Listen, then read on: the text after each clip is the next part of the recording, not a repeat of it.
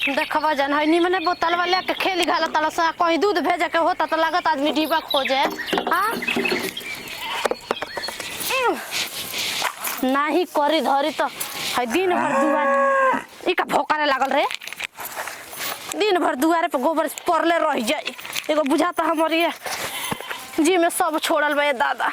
एगो हमर बेटी रहल सिंह एगो कार मोर बछिया हमरा के करे नाही देत रही बहरी से भीतरी ले सब अकेले संभाल ले रहली है। लोग कहेला कि पतो ही बेटी बन पाइलो कब कोनो जिंदगी में पतो हिलो का ए अम्मा जी जोम नहीं तो बेटी बेटी कइले और बेटिया के पार हट लगइयो का काहे रे लइकिनिया क के गइल बिया त नेके घर के नानू पिघालियो कर। अब बड़का पटीदार हमर लइकिनिया भइल बिया तोर कि जब कुछ कहे नि बीच में तपक जाले तोर छातीए फाटे लागेला। छाती नहीं के फाटते अम्मा जी और बतिए पर कहतनी कि जोम ना तो बेटी बेटी कइले रहनी और बेटी जाके करे धरनी कि हम करे नहीं बताई। हानु उहे खातिया जे जा करे धरे आई तू का करताड़ू हो जेंगा बतिया बताड़ू अब इन हमर जांगर पाजर बात चलतानी करतानी तो खातानी। हमें बड़ाई करे के का बात बे अम्मा जोन करतलिए त हम देखत नहीं रहनी हो देखले करले रे हमरा लइकनी के पजरते बैठे वाला बड़े ओकर इसने टोलवा में केहू के बेटी नहीं की हमरी बचिया के तरे तोरिया तरे 5 गो भौजाई पके बाड़े आ दाज पटीदारी सब ओइ जैसे सीख के आइल बड़े। हां का ए अम्मा रो जोम ना तो हमर नहीं रो पर चल जानी हमर माई 5 गो पतो बे जितना सासत नहीं कइले होई उतना रौरत अकेले हमरा पको देले बानी। बाप केतना तहर माई निमन है इहो लोगवा जानत ओइ जा हमर फुफुआ रहल हउए। हाँ तो राव लइकनिया के नहीं खे जानत कि कैसन हई चर्चा जगह देखौती भल तो कोई ना पसंद कैलकू तो हमार बाबूजी बियाह करा देनो तो रोरा चिकन बनतनी। हां नु तोरा बाप के लगावले हमर बेटी निमना घर में चल गइल बिया ई कह कि ओकर किस्मत है ओकर रहन ओइसन घर में लेके गइल बा आ देखत रे कि नहीं 6 महीना के दिन हो गइल एगो झूठाऊ के वो रहन नहीं देले होई तोरिए तरे साल भर में 10 गो रहन जाला तब तोरी माई के लाज ना लागेला और रहन देवाला ला जातनी के तो सुने वाला कबले ला जाई। अच्छा ले ठीक बा हया के उठाऊ तोरा तरे हमरा सांस नहीं खे जब तोरा से बाजत रहे। हां तो के जे बाजे खातिर साथ के कला लगे ए जे डॉक्टर साहब माना कइले बाना कि भारी चीज ना उठाइए लेकिन केहू माने वाला बा। बाप रे और की के ये एगो लइका बिया तालो कहां हम निकल लइका फइका भइल बड़ा से दादा अने रे ए बचाउआ से तालो का परेशान में चिराता फराता होता एबरा के एगो जुग जमाना वैसा नहीं आ गइल बा कि डॉक्टर साहब होई कहलन डॉक्टर साहब होऊ कहलन मोरी पर ए डॉक्टर इनी के हां जतना ही कहता से होई बचावा होई खा हेंगा चला होंगा सुत ओतना तो चिराता फराता एगो हमनी के जमाना रहल है ए दादा चलते फिरते लोग के लइका हो जाई केहू जानबे ना करी। आ एगो ई बाड़ी सन जब से पेट में लइका होता तबे से दवाई मार दवाई पर चलत ताड़ी सन जले लइका निकल नहीं खे जा तब बोले फल फ्रूट केतना देखबा जान है पीला होगी देला बा खादरा पे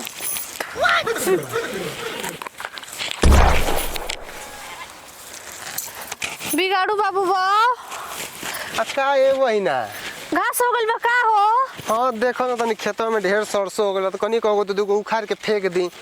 नहीं ठीक बा ढेर हो जाला तुम गेहुआ के है दाब दिनु। हां तू पूरा दाब दे कहां हो कबे। हां उहे बतिया है ले ले जाई का गइया हमर खा जाई। आ नहीं ए बहिना देखब कि हमरे घरे परसों के एगो बाछी आइल बिया मोलछिनिया खाली घसिए खोजतिया तो ई खातिर उखाड़तनी। अच्छा ना तो कहनी मान लो फेंकबू एने ओने जियाने होई त हम ले ले जैती आ एतनो हरी हरी मत खियाव लागी छेरे छेरी तो छेरो भूसा उसा हइए नहीं त का खियावल जा। हां माने तोरो काल का ठीके बाटे उखाड़ ल रे उखाड़ ल। आ ए बहिना जा तनी का ए तो का करी हो देखो तनु कितना हवा बहता तनी घसिया उठा देती तो हम साथ में चलती। आवा बनवावा जल्दी ठीक भाई।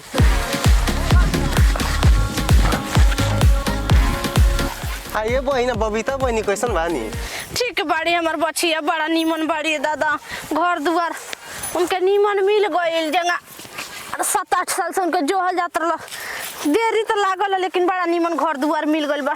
चलिए बहिना माई बाप ये ना चाहेला कि बेटी बेटा के निमने घर दुआर बसी जाओ तब का तनी उठाई लो दादा चल जा। आ ये बहिना दमदू घर ही बानी कि बाहर गइनी। आ दमदू के का कहिए दादा। चौथे दिन बियाह के चौथे पांचवे दिन वहाँ के चल गई नौकरिया नुई इंजीनियरिंग कॉलेज पढ़ले बानी हाँ। तो चली गई चौथे दिन छुट्टी नहीं देना सन आ ओकर ससुर हवन तो मटरे हवन सगरी सरभसिया बाड़ा सन आ ससुई बाड़ी तो हमारी बच्चिया के हथवे पे ले रहली बुझेबे ना करे कि सासू हई देख के वीडियो कॉल पे हम करे जा जुड़ा जाला कि मोर बच्चिया केतना निमना घर में चली गईली आ रहनदार तो ही हमर लइकिनिया आए बहन अपने दमदू से कह के तनी हमरो लेकवा के नौकरिया धरवा देती। अच्छा ले रहा फोन आवता तो हम कहनी अपना बाबू से धरियली देखबू जे दामाद लाखों में हम हीरा पौले बनिए दादा तो आदमी ये ना चाहेला। हां तब का हमर लइकिनी जला मुंह में कवर ना डाले तले मुंह के खानी नाही बताइबू लू बड़ी जाने नी बड़ी जान मान करे नी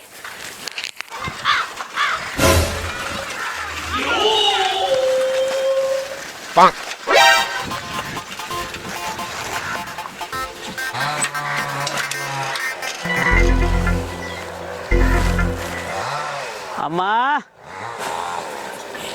हे अम्मा के हो? अच्छा बाबू आई बैठी। और अम्मा कहाँ बानी? गई खेतवा और अच्छा अच्छा और बढ़िया बा ना हाल चाल? सब ठीक बाजी। अरे रहे दी चादर उधर महाराज। नहीं नहीं उठी उठी ना उठी ए रहे दी उठी आई बिछा दे तनी तो बैठम तो आई बिछवा दे तनी मिल बांट के कोनो काम कइल जाला तो ठीक रहेला। हाँ चल और गेहूं पानी चलिल गइल? हाँ पानी हम चल गइल बा। चली चली देर के गइल बन का अम्मा? हाँ बहुते हो कम। भाई देखने राउर गइयो ताकती है मारी खचड़िन गाय बिया का के उडालो एकरा के बहना इहे नु हमर दमदू होई बाबू जय भीम अम्मा। जय भीम बाबू जय भीम। आ का चीव कतड़ू हो जवन मानो मान सम्मान हक अधिकार दिवावलो करे नाम लेले में इतना गुरेज करतड़ू। हे बाबू चाची लगी हने नहीं कहल जाला चाची हाँ। अच्छा नमो बुद्धाय चाची। नमो बुद्धाय कोई हाल चाल सब बढ़िया बा सब ठीक ठाक बा। बढ़िया रह। खिसिया माथ हो चिननी है नाही नहीं ये बहना खिसियाए के का बा हां ई जन्नी ससुरारी में आइल बनी तो सरहज सार लगबू अरे उमे खिसियाए कौन बात बा निमने तो कहनी है। और कुल बाबू ठीक बानी नु हाँ अम्मा सब ठीक सब है आइनी है हो गए 10 मिनट आइले। अच्छा सुन तड़ुआ पानी ओनी ले आवा अरे आए बाबू और मम्मी पापा ठीक बानी जा हाँ ठीक है बनलो जनते बनी सब दवाइये पर चलता। हां आजकल सबके त धर पानी पी बाबू पानी पी। अरे चाय बना काज दे तनी अम्मा। हां बना के ले रहे आवा दे चाय चुई काज उठे बनवाई।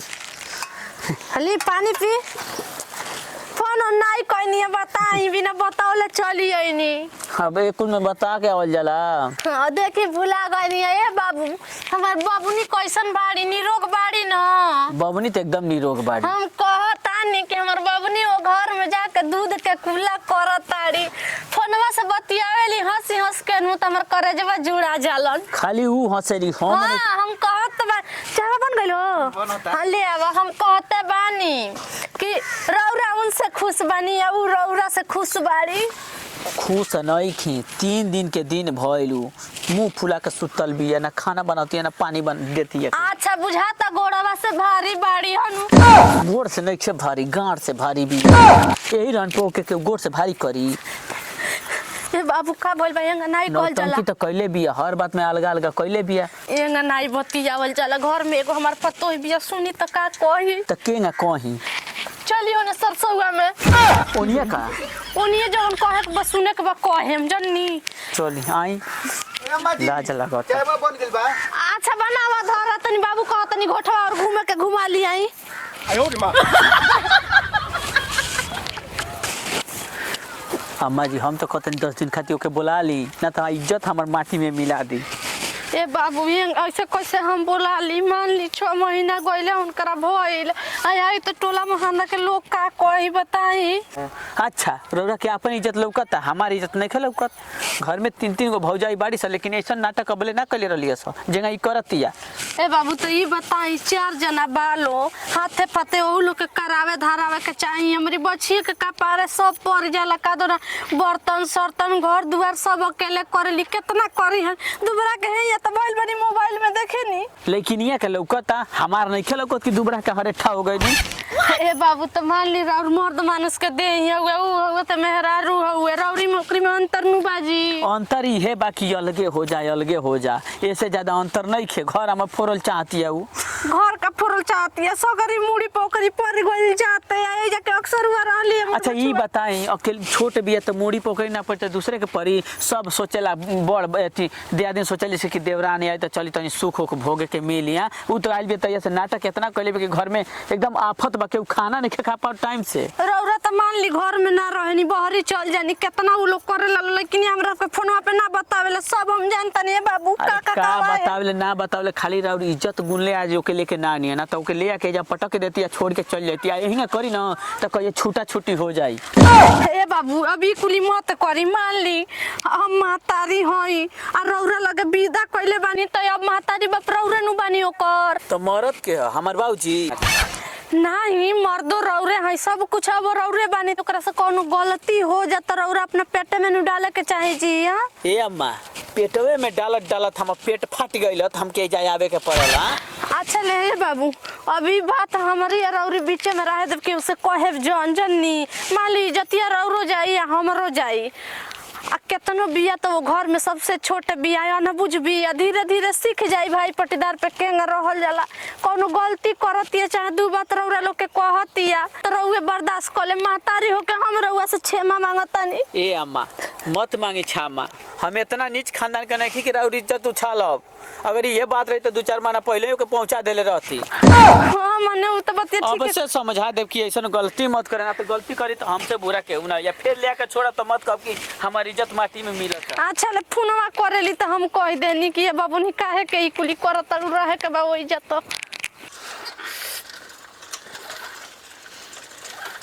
हेलो बबिया बोल लागत नहीं माई खुश रह बाबूनी भगवान तक बनौले रस का कुल हाल चल बा हो। ठीक बा अपन बताऊ।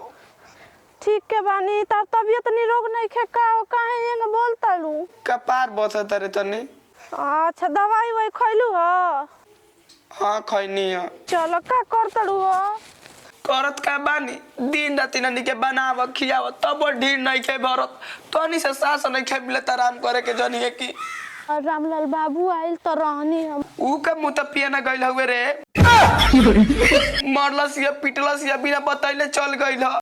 आई है दादा देखबो हमर बच्चे के मरले बनाया के जे इतना कुल सफाई देत रहल नीमन बनताने इनकी गाड़ी में कीरी कटले रहली है गई ना हमरी नजर कूद के कहिए ना तर लेकिन ये ना करती है तो हो ना करती है। इतना बड़ परिवार में हम शादी कर देले बाड़ू 4 बजे उठ बारी से 8 बजे टंगरी पटार के सुतल रहली तो हमर किस्मत फूट गइले घर में आके पानी है मौलगे बनाई खाते कौन गलत कहनी है रे माई नहीं ठीक कइलू है ई बतावा तार लोहा के देइए नहीं नु हुए जे इनकरा ना बुझे के चाहिए चैन से खाए नहीं कस देत रे अब अपनी को आगे बने रे माई अब देख उनका खानदान उजाड़ पे।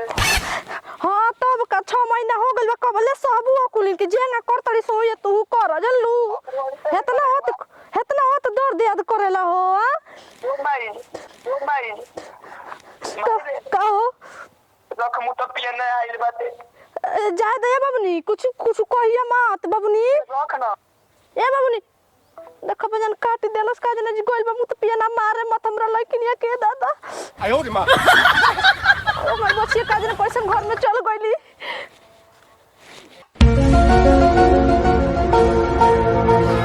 पानी लाई जी पानी तो अपनी जवानी में डाल। काहे ना बतियाओ तनी के करी मर्द मेहरा रूम झगड़ा ना होला झगड़ा होला बाकी महाभारत ना होला। छोड़ी बीतल बात भुला जाई कहां गइल नी कहाँ गइल नहीं कहाँ चौराहा तो गइल नहीं सूट बूट पहन के चौराहा पर अपनी बहनिया के भतार खोजे गेल का तोरी माई के भतार खोजे गइल नहीं हमारी माई के काहे भतार खोजबे रे जुवन ढाल के अपनी माई के खोज ले ढेर बोलू तो मारब जूता से तार मुत्ता निकल जाए। मार जोन हाथ फूल गइल बैठे न तू 10 जूता मारबा मैं एक झापड़ मार दे तारी जथिया उतर जाई मरबे ते मरबे ते मरबे दिखाई देखा ले देख कैसन बहुत देखले बानी गड़ौ तू नहीं ससुरा से लेके नैयर ले इज्जत के माटी में त मिला देला रे मोगत नहीं ते हम नैयर का करे गइल रे हमारा कौन करे बा तो नैहर गइले के आ कौन कह देलस रे हमार माई कलसी और के कही जेंगा ते बड़े वहींगा तोर माई भी है। एक काम कर जल्दी निकल यहाँ से, चल पहुंचा दे तोरी माई के लगे। कहे के जाई माई लगे बियाह को के तू ले बड़ा माई रखी हमार। हां तो सेनुर हम डले भाई ना तो सेनुरा हम उतारियो सके नहीं हो जान जो तोरी मरले के बाद खुद हम धो ले। जल्दी निकल निकल चल बाहर चल फट चल छोड़ के आवत चल। बतावा तू सामान हो के तेरे भगाओ तो दूसरा के अब भूल का चुहले से कोनो मतलब नहीं खाब तोरी पम के तनिको तरस नहीं खाब। जल्दी अपन बैग ओगले अब निकल। हम कुछ ना ले तो लोग तेरे मन माई भिखारी नहीं खे तो नहीं क्या भिखारी तो निकल करबो ही तो घर में एकदम जब से आइल बिया तब से आफत बोदेली बिया। ऐसे बढ़िया तो बिना मेहररुए के रहे। चल चल चल आ सुन चलते बारे तो तनी इज्जत से चल, रास्ता में बवंटर मत करिए। अरे बाबू माई आवेले तो कह दिए चाचा 2 घंटा में आई है ठीक ना। हाँ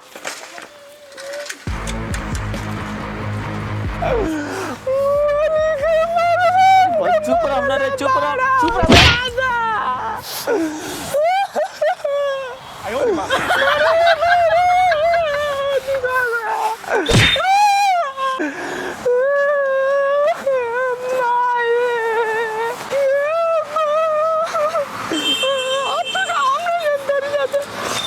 उतरता रे बैठ ना रे बैठ। हम ना जाए हमके पैसा दे हम गाड़ी लेके चल जाए। हम लेके चलते ना काहे खातिर जइबे गाड़ी से ते पैसा देबो कि कचरा के मारे।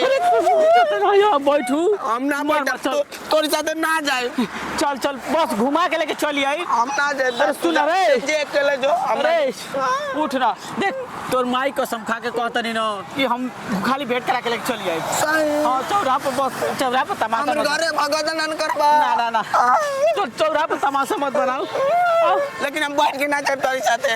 चल पैदल चल।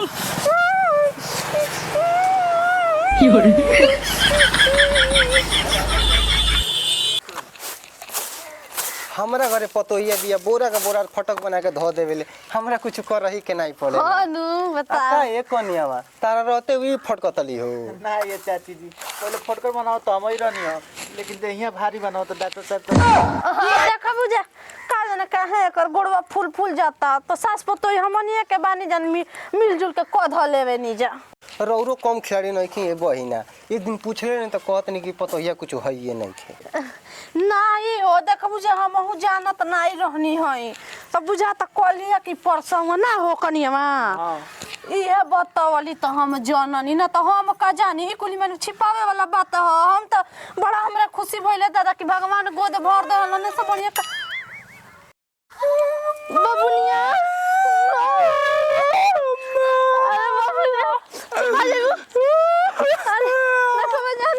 अरे ससुरा नहीं केनु जा बनिया ले हमर बचिया के जा दे बनी जा दा तार के छोड़ले नहीं खे ना। चुप रह चुप जा। अरे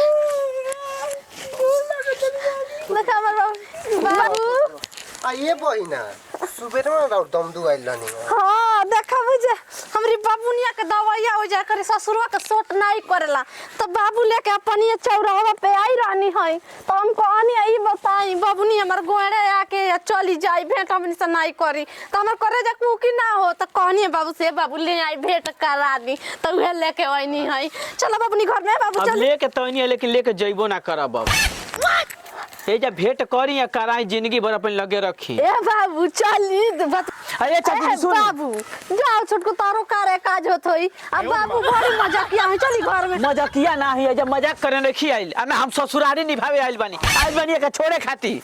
आ ये बाबू बबीता बनी कुछ कहली का कहली है ना घर बर्बाद कर देलिए मैं कहले के चक्कर में बानी शकुनी बन के हम घर फोड़ देले बिया 3 को भौजाई घर में बानी तो लेकिन हमरा शिकायत नहीं लला लेकिन हमरे घर में आग लगा के धर देले बिया। ए गोल्ले अब कुर्सी ले आइबो कुर्सी रहे दी वो जे गाड़ी में हमरी बात कर ले भेज हम कुर्सी पे बैठी हां हमके निकला हमरे घर वाला हमके गरिया बताऊं स कि मौका ये मेहरारू के चाह कर ए बाबू एंगा ससुरारी में नहीं दन कल जाला हीरो ना कोई जाला कितना हम बचाई इज्जत और बताई जब इज्जत लायक होइए नहीं खई तो सुनी बता तनी बैठ के कोनो बात हो का बैठी महाराज बैठी बैठा के हमके ठग लेनी रौरो ऐसा लेकिन दे देहनी।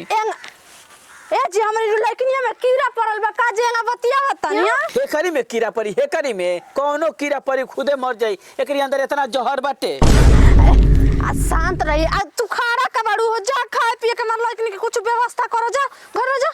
हम शांत बानी शांत प्यारे से कहतनी कि एक रख ले या हमके जाए दी बकस दी हमके अम्मा। ए बाबू अब दोबारा- एक काम रह गेल बाकी कोर्ट कचहरी से छूटा छुट्टी सुनी? करा के खत्म करिए के हम। सुनी है ना ये बाबू ये नहीं कहल जाला। अरे तो हाँ केंगा कहले ले ई बताई रौरे लेकिन यहां जाके कुछ करे तो कबले सौ के ससुर वाला सुनी है ना सब सुनी बतावा खाली तनी हमाई के दोषी यहाँ के देता नहीं अपनी भाई भौजाई के नहीं की कहत है ना बू बेटी अब बैठो बहनी। इधर अबू अपन बैगवा ए बाबू देखी जेंगा रौरी परिवार में होता न होगा केहू के परिवार में होला नहीं जन्नी ई बताई इनकरा के लेके 4 दिया दिन बालो हाथे पाते मिल के करित लो तो नानु झगड़ा होई त अच्छा ये सगरी बताई कार- छोट बिया तो काम तनी अधिका पड़ गेल तो का हो जाई हाँ ये बबुनी बबू तो ठीके कहतनी। ए जकवा मीठ बोली बोलता ना नहीं हो जाता कि जहर पिया देनी जोहर बटले बाड़ा देख लिया जा केंगा बोलत हो जा का करत होई अच्छा ले दू बात रहुए बर्दाश्त कली चुप रही देखो अब यहाँ के घर के लिए तू जानत नहीं खूब कितना खेला यहाँ के घर में चलेला यहाँ के 2 बहिन ए जा के रहेला लो आ भयने ओने सब जरी बालो हमर बाबूनी गइल बड़ी गइली तो बरहमे दिन यहाँ के माई हाड़ी छुआ देनी कहीं बाबू गलत ये तो कहता का करी हम मेहरारू के मैटर तो हमो में का खुद ओई करी के मेरा- मत छुआ हमरो कल उचित बाटे रौरा के मन हम कुछ कहत नहीं कि- हाँ रौरा के हम कुछ नहीं के कहत सबे साज पाँच के कह के हम के हाड़ी छुआ ले माई बताई आ तब से हमर बहिन बबुनिया तब से 6 महीना के दिन गइला हो गेल तब से वो लोग के बनावल खियावल धोवल माज यहाँ तक कि लइका बाणा सब कोनो के कपड़ा धोवल टिफिन यहाँ के पैक क के भौजाई के बहन के सगरी के हम पैक के देनी अच्छा ठीक बाटे बे चाची एक बात कही मान ली के अपन बेटी विदा करता तक उ घरे जा ससुर में जा काम ना करिया स रौरा के जब इतने तकलीफ रहला त काहे अपने घरे रानी बना के रखनी हो अकेले लोग करेला अरे चुपचाप ते रहो चुपचाप चुप रहते मत बोल बबुनिया तो चुप रहो सुनी सुनी अम्मा सुनी हम और 2 बहन भी हले बानी आ ओकुल के घरवा में इनसे ज्यादा काम पड़ेला बाकी अजले शिकायत ना आइल होई साचे कह देते ये बाबू संगत छूट जाई ये बताए जब दोनों बहनिया रौरिये मुड़ी पे बालो तो कहाँ से शिकायती आया यहाँ खाली हमारी कपारे पे नहीं खलो हमार माई बाप अबे जियत ताटे ओकरी कपारे पे बाड़ी स आ खाली नहीं के थोड़े बोझ बनल बाड़ी स 3 गो और भौजाई घर में बाड़ी स वो देखेली स अकेले ई थोड़े देखेले ये बताई करती आई तो एकरा ना बिख चढ़ी तो वो लोग के नानू चढ़ी बताई बीक नहीं चली सब राउट चढ़ावल ह सब राउट चढ़ावल ऐसे गई मकर मन बढ़ गइल बाटे एना मत बतियाइए बाबू एना 3 मत गो बाड़ी स ना बतियाइए इनसे बढ़िया घर से आइल बस लेकिन एक पैसा के घमंड कुल के नहीं खे आ के कानो कानो पटीदार के लोग ना जानला कितना राउर बहिनी निमन बाल कितना निमन बालो जे आके 6 महीना से जे लइका फैका लेके बैठल बालो ए कहला तो राउर का परेशानी भाई बताई हमारी घरे बाड़ी सा हमारी माई बाप बाड़ी सा 3 गो भाई बाना से देखत खाली हमें देखत नहीं तैयार बालो तो पके खाए के न चाहिए इनकरो माई बाड़ी तो 3 गो पतोई कुल के खूब सेवा करेली हमसे खाली मुंह उठा के लड़ेली देख ली केंगा बोलतिया एंगा सास ससुर के बोले जाला ए हो जाए हिंगा बोले ले किस रिस में बोली ना जे करी हुए ना बोली या बस इहे चढ़ाल का की कपार पे चढ़ के हगतिया हो जा चढ़ावत का बिगड़ले ना रहती तो एंगा ना रही आ सासु एक चढ़ले से लेकिन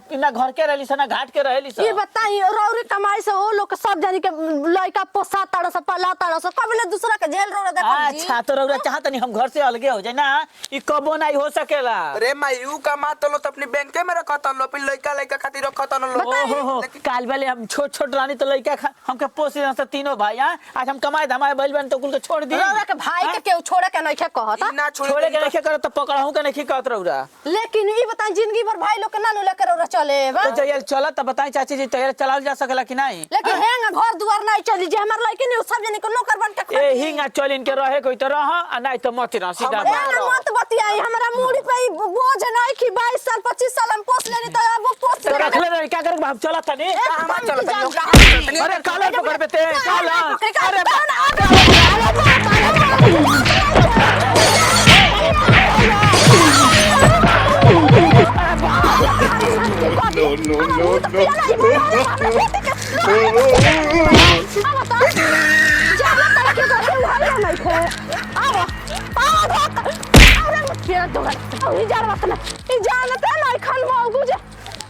जवन सास गोड़वा पूजेली तोहने सास पिठिया पूजेली अब तार पीठ पूजा कर दी हम